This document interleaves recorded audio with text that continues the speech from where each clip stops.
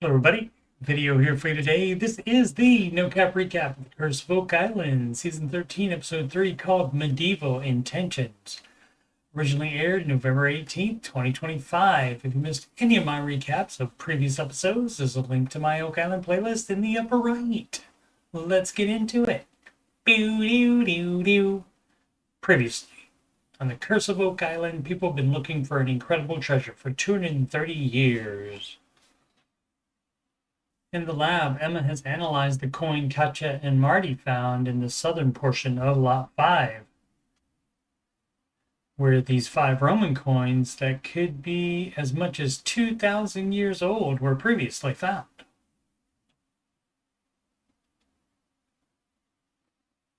This coin is copper based, but it does include some silver, which indicates older. The CT scan reveals more detail and letters that confirm it's Roman, baby. The other side of the coin shows someone facing right and with a sharp nose and chin, which are only seen with Claudius II, which would date the coin 250 to 270 AD. Emma also confirms that it was buried for a very long time and it contains the alloy metals that Dr. Spooner finds high trace evidence of in the water under the money pit area. This time, Gary gets to tell Marty to get back out there and find more. In the research center, Rick, Scott, Steve, and Billy discuss this year's plan for the swamp. Fortunately, all the necessary permits have been acquired. It will start in the orange square in the yellow circle, which is west or left of the paved area that they have never investigated. Billy says, hopefully, it's like the brick vault on the eastern side of the swamp, and that they traveled over that spot hundreds of times without realizing that it was there. In the very next scene, they're in the swamp, but with Gary instead of Scott. The paved area is 180 feet behind them.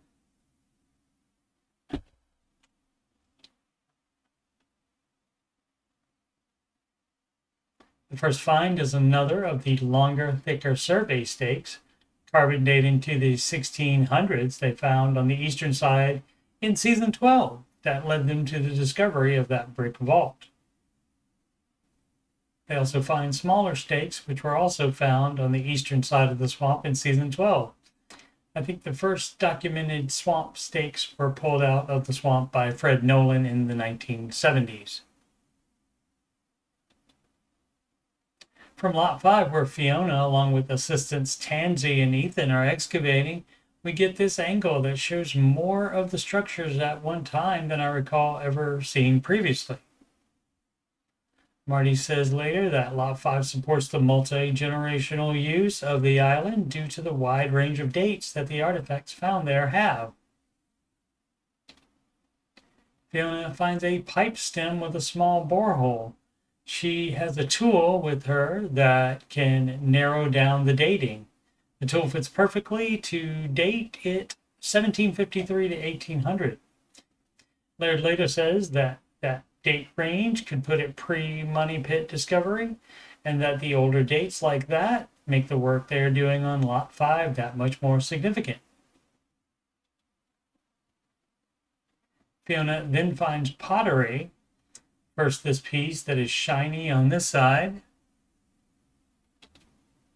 and decorated on this side.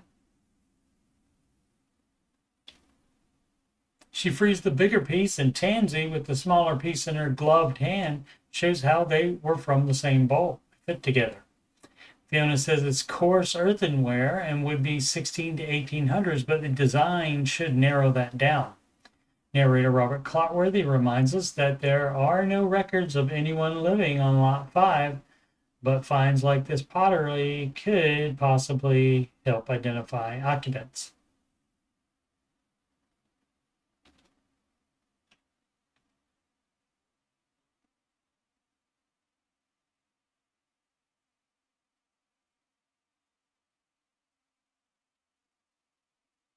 In the lab, Tansy is on hand as the analysis is complete on the ornate glass bead she found. Emma says the color is due to the copper content. The closest match compositionally when compared to other finds over the years are the Venetian beads also found on Lot 5. Laird, when asked, says that the Knights of Malta would have 100% brought beads with them to trade with the indigenous people on any trip to the area. Laird will check on bead findings with the archaeologists at Fort Point, 15 miles south of Oak Island, which is where Knight of Malta Isaac de Razilly established headquarters when he founded Acadia in 1604, now known as Nova Scotia.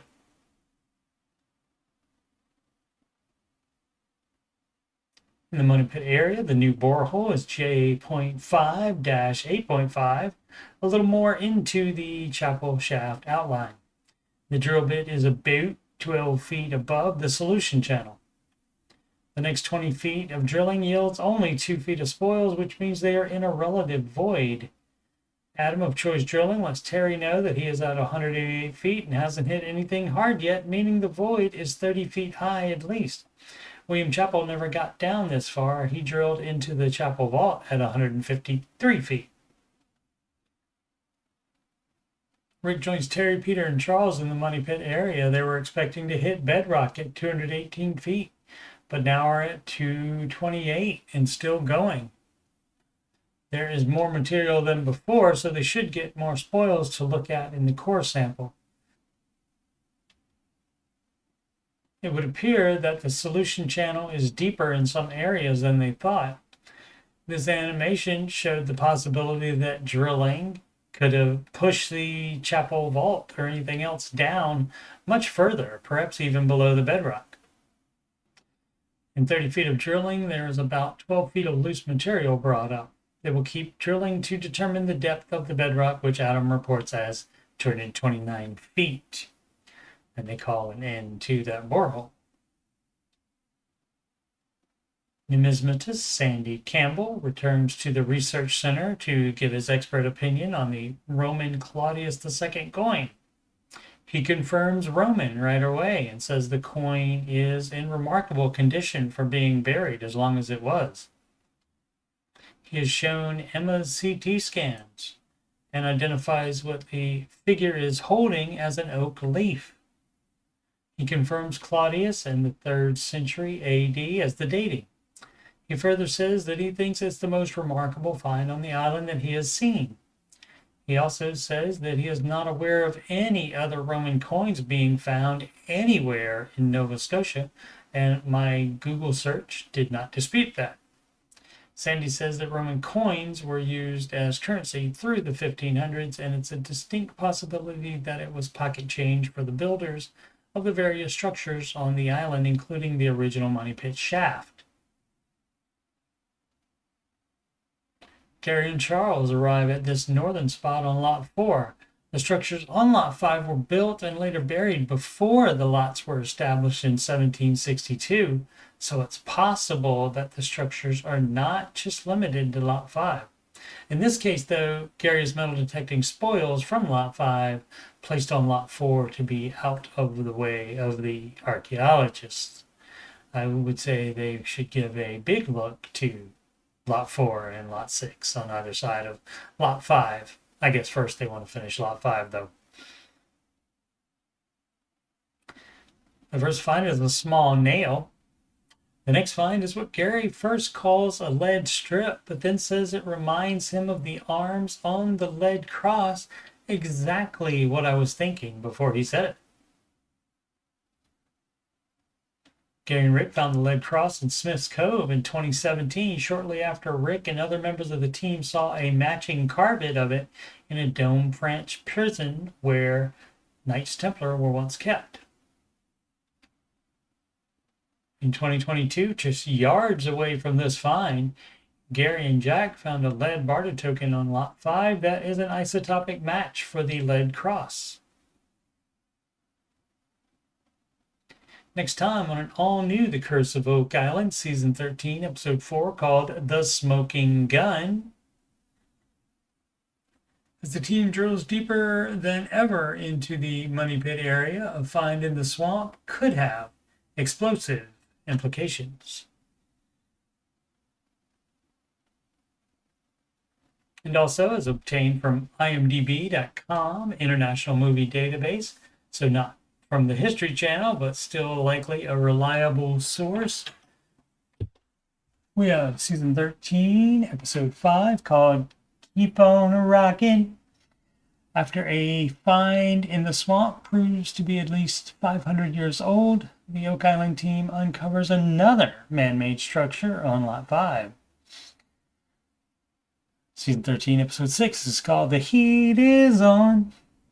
As the team finds more traces of treasure in the money pit, they discover a clue that may guide them to the ultimate answers on Oak Island. Season 13, episode 7 is called Walk the Line. While investigating a potentially ancient marker stone on Oak Island, the team makes stunning new discoveries.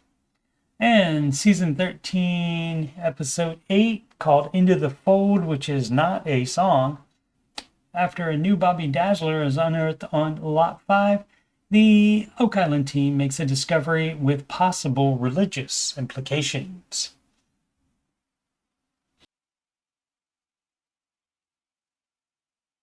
Recaps of all of the aired shows from every season except the last one of season 8 are in my Oak Island playlist. I will be recapping new episodes as they air from now, November 2025 to May of 2026. The playlist is linked at the end of this video. I'll also be putting out retro recaps of the Secret of Skinwalker Ranch seasons 2 through 4. Seasons 1, 5, 6, and the first 5 episodes of season 2 are already done and they're in that Skinwalker Ranch playlist. Thanks so much for watching. Please subscribe, like, and comment. Sempre avanti.